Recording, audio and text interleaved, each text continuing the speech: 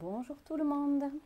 Ça fait un petit moment que j'avais pas fait d'enquête et aujourd'hui, suite à plusieurs demandes et un intérêt de ma part, un grand intérêt puisque j'ai une connaissance, une personne que j'apprécie beaucoup, qui a touché mon petit cœur, voilà, qui est dans le trouble borderline, qui le vit au quotidien. Donc j'avais envie d'aller explorer un petit peu de quoi il en retourne. D'autant plus quand on est aussi dans les addictions, les deux mélangés généralement, ça fait encore moins bon ménage. Alors j'avais envie d'aller explorer un petit peu tout ce qui se joue. Donc je vais parler un petit peu de son cas, de ce que je perçois, sans nommer cette personne, par respect, par confidentialité, par amour pour elle aussi, parce que comme je l'ai dit, hein, je ressens beaucoup d'empathie envers cette personne et je la comprends. C'est une belle personne à l'intérieur, mais elle est perturbée par toutes ces énergies qui ne sont pas les siennes et tout ce qui se joue autour de ce trouble. Voilà. Donc on va aller explorer un petit peu plus en détail ce qui se passe quand on est borderline. C'est parti. Accroche ta ceinture. Alors, par mesure de pratique, la personne que j'ai en référence, je vais la baptiser Cœur. Je vais lui donner ce joli petit surnom parce que c'est une personne qui a un grand cœur. Donc ce sera plus pratique de la nommer ainsi, tout en respectant l'anonymat, la confidentialité. C'est ma référence pour l'enquête, mais je me connecterai également à ce que je perçois sur d'autres borderline, couplés à leurs addictions ou simplement borderline. Donc là, la première chose que je perçois quand je suis connectée à cœur, c'est justement une essence qui a énormément de cœur, d'empathie, de gentillesse, de connexion à l'autre. Un peu trop même, un peu trop justement. C'est une gestion émotionnelle qui au départ est fragile. C'est-à-dire qu'elle ouvre son cœur à fond, en grand. Tellement en grand que justement, ça me fait penser, tu sais, au protocole d'ouverture du cœur, où justement on te dit d'ouvrir ton cœur, reçois les énergies extérieures, etc. Tous ces protocoles contre lesquels je mets justement en garde, parce que c'est très dangereux d'ouvrir son cœur aux énergies extérieures. Par exemple, les énergies astrales interférentes, on l'a vu hein, dans d'autres enquêtes, j'en ai déjà parlé. Aux égrégores, par exemple, New Age, d'ouverture de cœur. On reçoit la lumière bleue, reçoit le soleil central. Bon, tout ça, j'avais dit stop. Interdiction de faire ça. Son cœur, il est à soi, on ne fait pas ça. Voilà. Donc là, cette personne ne fait pas des protocoles comme ça, mais je perçois que naturellement, elle ouvre son cœur. C'est une personne qui donne tout. Elle donne tellement tout que si en retour, elle ne reçoit pas, ou alors si elle reçoit une flèche parce que l'autre ne lui donne pas à la hauteur de ce qu'elle offre, eh bien,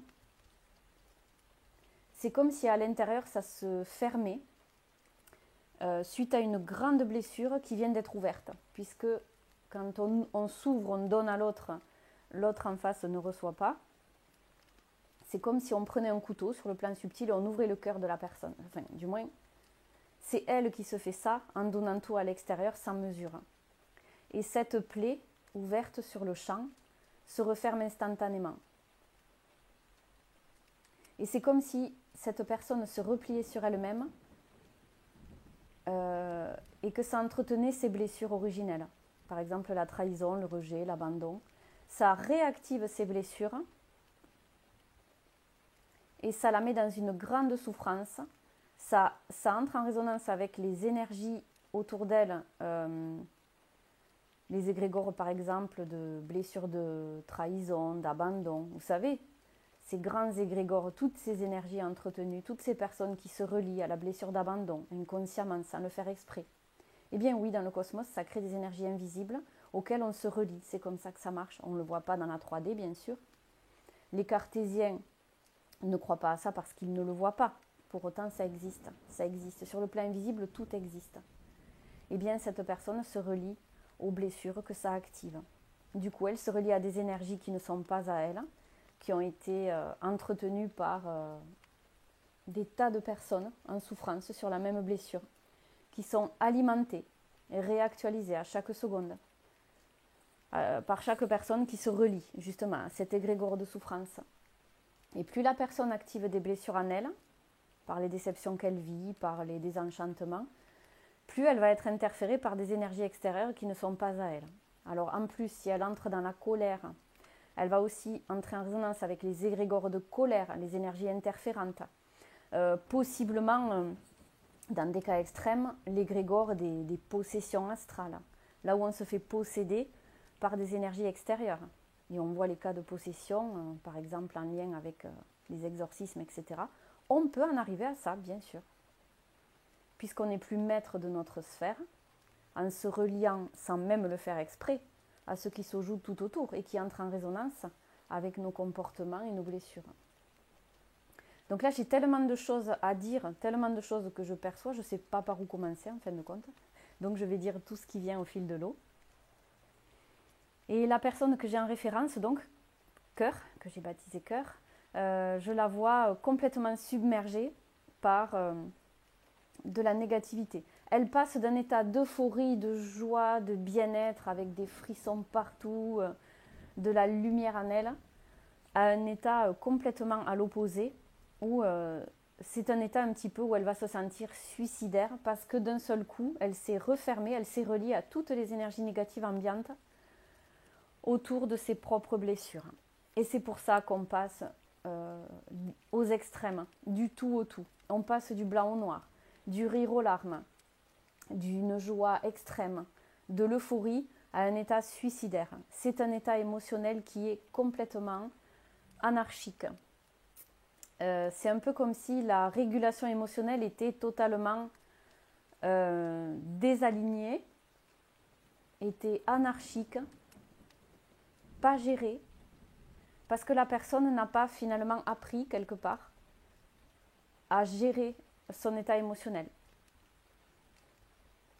Et je vois que la solution pour elle serait justement d'apprendre à canaliser dans le bon sens ses émotions. C'est-à-dire quand elle ressent de la joie et de l'euphorie, être consciente de ce qu'elle ressent, s'orienter vers ces ressentis-là,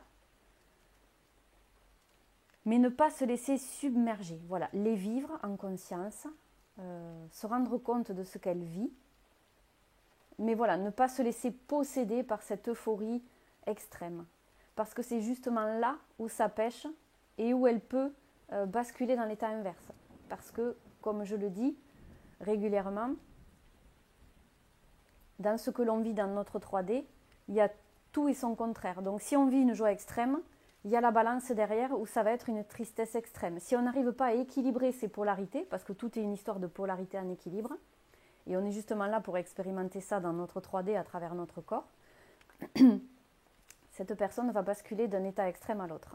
Donc la solution pour quelqu'un qui est borderline, sans parler des addictions, pour l'instant on en reste là, apprendre à gérer son état émotionnel, être consciente qu'elle ressent à l'extrême, qu'elle est hypersensible, qu'elle est très connectée, que c'est une grande force, une grande qualité. Mais quand ce n'est pas géré sur le plan émotionnel, ça peut constituer un véritable chaos. Et le danger, avec cet état borderline, c'est de se coller une étiquette et de se cacher derrière ça. À travers les diagnostics médicaux, à travers ce que perçoivent les médecins, etc., traditionnels. Voilà, là ce que je perçois, c'est que c'est un peu trop facile de se cacher derrière ce trouble en disant, par exemple, que la personne est borderline, voilà pourquoi elle se comporte ainsi, etc. C'est pas une tare d'être borderline, pas plus que d'être autiste. Au contraire, ça veut dire que c'est une personne qui est extrêmement connectée à son plan subtil, extrêmement sensible et qui n'est pas reconnue dans sa puissance et dans sa force. Donc c'est minimisé, c'est dévalorisé, c'est négativisé, alors qu'en fait, c'est une force très très grande de la personne. Alors justement, là je m'adresse à tous les borderline, tous les autistes, toutes les personnes qu'on diagnostique ainsi, tous ceux qui sont à très haut potentiel émotionnel, intuitif, TDAH, etc. Cessez de vous auto-dévaloriser, cessez de vous fustiger. Justement, c'est une grande force. Et la problématique qui n'est pas reconnue dans la médecine traditionnelle, c'est qu'il faut apprendre à gérer, à canaliser cette puissance. C'est ici que ça se passe. Au lieu d'abrutir les personnes de médicaments, de Valium, de calmants, je ne sais quoi d'autre, je cite des exemples que j'ai entendus autour de moi. Au lieu d'abrutir les personnes pour étouffer justement ce potentiel, il faut les rendre conscientes, ces personnes-là. Il faut prendre conscience de ce qui se joue à l'intérieur, que c'est une grande force. Il faut juste apprendre à le canaliser, à comprendre comment on marche, à arriver à gérer cet état.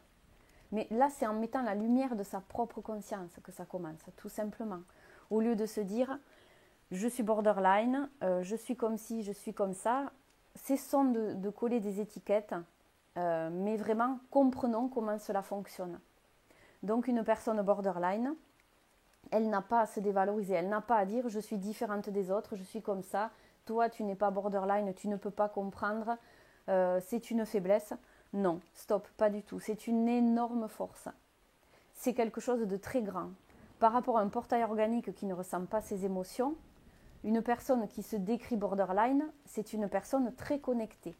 Il faut arrêter de diaboliser le trouble borderline. Il faut comprendre ce qu'il y a derrière, de mon point de vue là, de ce que je perçois sur le plan subtil. Et à côté de ça, justement, une personne borderline n'est pas comprise. Donc, pourquoi elle va dans les addictions? Parce que justement, elle se sent seule au monde, incomprise, critiquée, jugée, dévalorisée. Elle se dévalorise elle-même. Elle en revient souvent à ses blessures d'enfance où elle était dévalorisée par un parent, où elle était traitée de nulle, de bonne à rien, par exemple. C'est l'exemple de cœur que j'ai là, cette personne, à qui je fais référence presque tout le long de mon enquête. Et bien voilà, ça l'a fait aller dans des endroits où elle ne doit pas aller, c'est-à-dire la dévalorisation, l'étiquetage. Je suis nulle, on m'a toujours dit ça. Mais inconsciemment, elle le valide à travers ce qu'elle vit, alors qu'en fait, c'est tout l'inverse. Elle n'a pas à se dévaloriser autour de ça, bien au contraire. Je pars un peu dans tous les sens, mais je perçois tellement de choses que je suis obligée de tout vous déballer là comme ça sur l'instant. Et je trouve que c'est beaucoup plus intéressant justement que de poser des questions linéaires. Je dis tout ce qui me vient. Donc par rapport à l'addiction, je vais prendre l'exemple de l'addiction aux médicaments et de l'alcool. Généralement, c'est là-dedans qu'on se dirige, vers quoi on se dirige, pardon.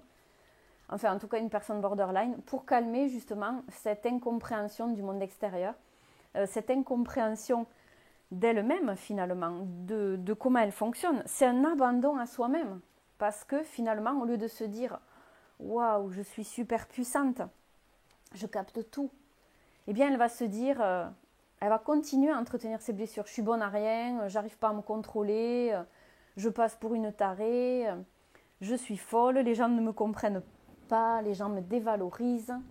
Et voilà, elle va rester dans ses énergies négatives. Elle va se connecter à toujours plus d'égrégores négatifs, d'énergies interférentes autour. Et en se reliant à des énergies de colère, de possession, de blessures, de trahison, à quoi elle va se relier? Qu'est-ce qui va parler à travers elle? Des énergies qui ne sont pas les siennes, des entités qui ne sont pas elle, qui vont parler à travers elle parce qu'elle est entrée en résonance avec ce type d'énergie négative, justement. C'est pour ça qu'une personne borderline, quand elle entre dans des états où elle pète les plombs, où elle peut être insultante, colérique, eh bien, là, ce n'est pas pour donner raison ou prendre la défense de ces personnes, mais c'est pour juste dire ce qui se passe sur le plan invisible. Elle se relie à des entités qui ne sont pas elle. Et forcément, qu'est-ce qui parle à travers elle? Ce type d'entité, ce type d'énergie, à travers les entités, des égrégores de colère, auxquels sont reliées les entités, bien sûr. Sur le plan invisible, c'est un imbroglio de négativité qui parle à travers la personne, puisqu'elle se relie à ça, malgré elle, sans le savoir, sans en prendre conscience forcément, bien que la personne que j'ai en référence, cœur, se relie à ces énergies-là avec pas mal de conscience. Elle sait qui elle est, puisque elle se dit en elle, ils m'ont eu, je vais crever. Voilà, c'est ce que j'ai là, c'est ce qui me vient. Donc elle est consciente en grande partie de ce qui se joue. Alors, ce type de personnes, ce que je voudrais dire, c'est qu'elles ont à l'origine un taux vibratoire très élevé. Ça paraît fou d'un point de vue 3D, mais c'est bien ce qui se passe. Elles sont très conscientes, elles sont extrêmement connectées finalement, mais trop justement. C'est ce qui les fait basculer dans le chaos visible à l'extérieur, pour les personnes qui vivent avec des personnes qui se décrivent comme borderline, et un chaos intérieur qu'elles ne savent pas gérer, d'où ces envies suicidaires, d'où ces addictions, d'où ces compensations qui cherchent à anesthésier ces ressentis extrêmes qui ne sont pas gérés. Voilà pourquoi, d'où l'addiction, d'où l'excès de médicaments, etc. C'est pour anesthésier ces ressentis trop extrêmes, alors que c'est justement leur plus grande force. Alors pour toutes les personnes qui vont regarder cette enquête, tous les borderline entre guillemets, toutes ces étiquettes que vous vous collez, sachez que vous êtes extrêmement puissant, extrêmement vulnérable, extrêmement fort et fragile à la fois. Vous êtes très connecté à votre essence originelle. C'est votre force. Cessez de vous dévaloriser. Cessez de dire que vous êtes bon à rien. Non, ce n'est pas le cas. C'est tout le contraire. Vous êtes extrêmement précieux, justement. Alors, sachez que c'est une grande force que vous devez comprendre, vers laquelle vous devez aller. Prendre conscience de ce qui se joue en vous. Et ça, on peut le voir en session. Je suis là pour vous si vous voulez aller explorer tout ça. Cette force, vous pouvez la canaliser, la calmer pour arriver à vivre correctement dans cette 3D. Cessez de vouloir anesthésier à travers les addictions. On peut comprendre ce qui se passe en vous et justement le rendre plus doux, plus connecté. Cessez de vous dévaloriser. Vous êtes justement très précieux, très connecté. Voilà ce que je peux dire par rapport à tout ça globalement. Donc je peux faire une petite conclusion par rapport à tout ça. On pourra aller plus loin en session. Si vous êtes intéressé, vous êtes libre de venir à moi avec grand plaisir. Ça m'est arrivé, bien sûr, en session de rencontrer des personnes qui étaient justement dans les excès comme ça. Elles ne se définissaient pas borderline, mais on a travaillé justement à trouver un équilibre émotionnel par rapport à tout ça. L'idée n'est pas de ne plus ressentir. Au contraire, l'idée est de continuer à ressentir, continuer à être dans la beauté de votre être, de votre essence qui se manifeste à travers votre corps. Mais simplement, apprendre à le gérer différemment, sans ressentir un besoin de compenser à travers des substances, de la nourriture, des addictions, etc. ou des médicaments. Voilà. Donc ma petite conclusion,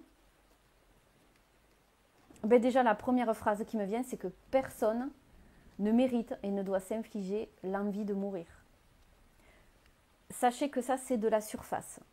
Au fond de vous, il y a une essence précieuse qui a envie de vivre, qui a envie d'expérimenter, qui a envie de canaliser et de bien gérer tout cet émotionnel. Il n'y a personne réellement qui a envie de vivre. Tout est énergie de vie dans le cosmos, que ce soit visible ou invisible. Sachez que cette envie de suicide, elle ne vous définit pas, elle n'est pas vous. C'est le chaos qui ressort à la surface de quelque chose qui n'est pas compris et qui n'est pas correctement géré. Donc, le suicide est juste un symptôme. L'envie de mourir est un symptôme. Oui, je vous le dis vraiment. Au fond de vous, vous avez envie de vivre plus que jamais. Et ce que je dis là, ça va vous parler, j'en suis persuadée. Je vois même des larmes aux yeux qui montent pour certains d'entre vous qui écoutent cette enquête.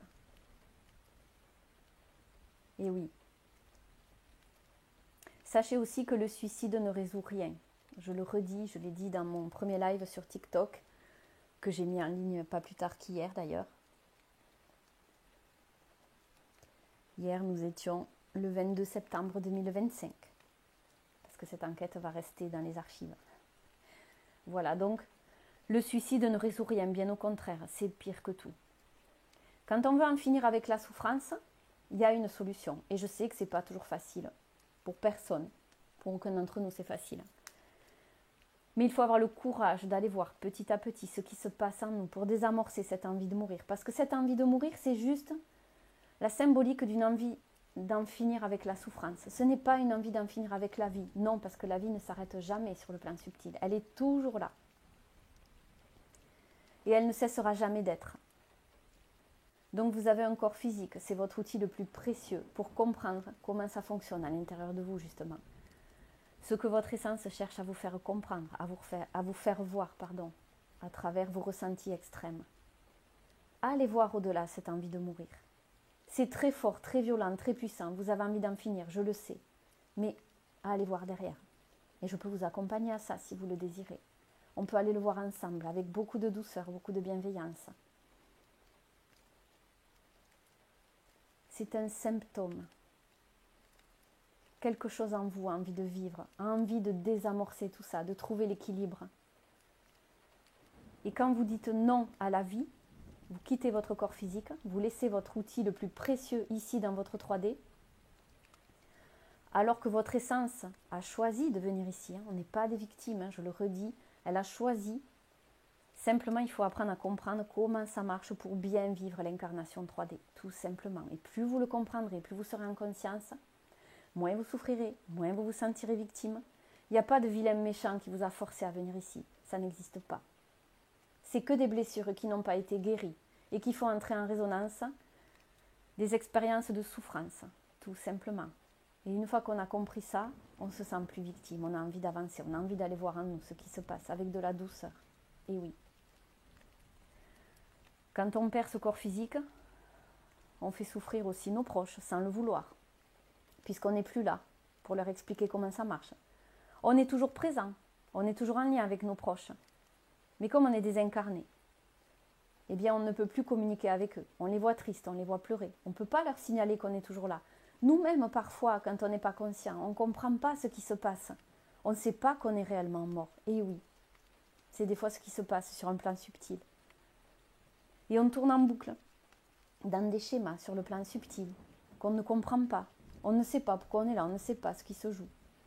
Plus on grimpe en conscience, plus on comprend qu'on est désincarné, plus on comprend que nos proches sont dans cette 3D dense de laquelle on s'est retiré. Vous voyez, ce n'est que souffrance si on se donne la mort et qu'on ne comprend pas ce qui se joue en nous. Ce n'est que souffrance supplémentaire. Rien n'est résolu. Vous ne mourrez jamais, votre essence est immortelle, vous le savez au fond de vous. Alors, le suicide ne résout rien, ne faites pas ça les amis, vraiment. Allez voir en vous derrière l'inconfort. On peut le faire avec beaucoup de douceur. Vous savez, pour clôturer, les états de conscience qu'on décrit, par exemple l'enfer sur le plan subtil, c'est juste un état de conscience où on n'a pas mesuré notre puissance intérieure. Alors oui, on se crée des états de conscience dans lesquels on est déconnecté, dans lesquels on n'est pas bien, dans lesquels on va avoir des interférences astrales puissantes. Et oui, en résonance avec notre état de conscience. Alors que si on est conscient lors de notre désincarnation, qu'on comprend ce qu'on vit actuellement, eh bien on va s'orienter vers des états de conscience beaucoup plus doux, beaucoup plus fins. On peut voir, par exemple, je ne sais pas, des champs de fleurs. Je vous prends l'exemple de ce que je perçois là sur l'instant. Des champs de fleurs avec des personnes proches, des personnes peut-être décédées, qui vont venir nous parler, nous aider à conscientiser. Mais ça sera juste le reflet de ce qu'il se passe en nous à cet instant T, tout simplement. Alors, plus on prend conscience, plus on réalise, plus on observe ce qui se joue, et plus on va voir des états où on va être plus apaisé. Parce que dans l'astral, ce qui se passe sur le plan invisible, quand on est désincarné, c'est uniquement des miroirs de ce qui se passe en nous à cet instant, tout simplement. Il n'y a pas d'enfer, il n'y a pas de paradis, il n'y a que des visions qui vont entrer en résonance avec notre état intérieur du moment. Voilà. C'est tout ce que j'avais à dire. Et je vais vous laisser avec ça pour aujourd'hui, parce que ça fait beaucoup d'informations. Donc pour clôturer, je voudrais envoyer tout mon soutien à cette personne que j'ai eue en référence tout au long de mon enquête. Merci de m'avoir guidée. Merci à toi, cœur, que j'ai baptisé ainsi parce que tu es une personne au grand cœur. Merci. Je t'envoie tout mon soutien, toute ma bienveillance. Je t'envoie également toutes les informations de cette enquête sur le plan subtil. Reçois tout ça en guise de soutien, car je sais que tu vis quelque chose de très compliqué en ce moment. Mais aussi, tu es une personne très consciente, très connectée. Et même quand tu es dans des états modifié de conscience suite aux addictions, eh bien, tu as quand même un taux vibratoire qui est élevé pour quelqu'un qui utilise des substances. Je voulais te dire que vraiment, tu me surprends beaucoup. Et je crois en toi. Je sais que tu avances dans ce chaos qui semble chaotique à l'extérieur comme à l'intérieur. Je sais à quel point tu es puissante en toi. Et je t'envoie toute ma force et toutes les informations de ce que j'ai étudié aujourd'hui. Reçois-les, fais-en bon usage. Et je te dis à très vite puisque je vais te recontacter prochainement. Pour toutes les autres personnes qui ont écouté cette enquête, qui sont concernées, je vous envoie les mêmes énergies. Je vous souhaite tout le meilleur. Et sachez que je suis là pour vous si vous avez envie d'aller creuser tout ça en douceur. Vous savez, en session, on va explorer tout ça avec beaucoup de douceur et de bienveillance. On se reconnecte au corps. On reforme cette unité. On essaye de comprendre. Et puis on avance ensemble. C'est surtout ça le plus important. Je suis là à votre disposition. Si vous le désirez, quand vous le désirez. Vous êtes libre. Moi aussi. Alors, n'hésitez pas, si vous le désirez. Je vous laisse mon adresse mail si vous voulez m'écrire pour me raconter tout ça. Entre ciel et terre, tout attaché, ETHER 31, tout attaché, @gmail.com. Je laisse les références avec une petite image de fin. Merci à tous pour votre écoute, votre fidélité, votre ouverture d'esprit. Vous êtes vraiment très précieux, où que vous en soyez. Même si vous estimez que vous êtes tout au bas de l'échelle de compréhension, vous êtes précieux, vous n'êtes pas plus bas qu'une autre personne. On est tous en expérimentation ici sur cette terre. Alors, soyez indulgents et bienveillants envers vous-même. Il n'y a pas de personne qui est plus haute, plus basse. On est tous en incarnation, en expérimentation. Il n'y a pas de jugement à formuler. Je vous souhaite une très belle journée, soirée ou nuit, selon le moment où vous écoutez cette enquête. À très bientôt et je vous embrasse tous bien fort. Merci d'être là. Au revoir.